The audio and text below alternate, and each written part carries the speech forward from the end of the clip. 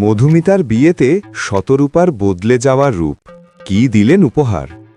ভোলে বাবা পার কারেগা সিরিয়ালে শতরূপা চরিত্রটা দর্শক সহজে ভুলতে পারেনি।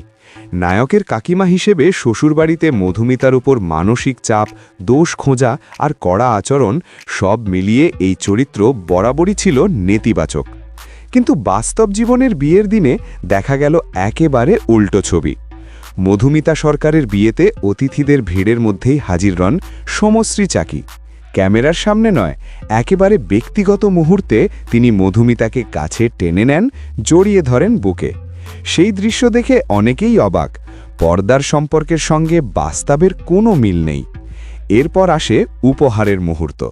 সূত্রের খবর, শতরূপা চরিত্রের অভিনেত্রী মধুমিতার জন্য উপহার হিসেবে দিয়েছেন একটি দামি ডিনার সেট। নতুন ঘরের জন্য এই উপহারকে অনেকেই দেখছেন আশীর্বাদের মতো, যা প্রতিদিনের জীবনের সঙ্গে জড়িয়ে থাকবে। এই ঘটনাই আবার মনে করিয়ে দিল, ধারাবাহিকের গল্প যতই তিক্ত হোক না কেন, বাস্তবে সহ অভিনেত্রীদের সম্পর্ক থাকে সম্মান আর সৌহার্দ্যে ভরা।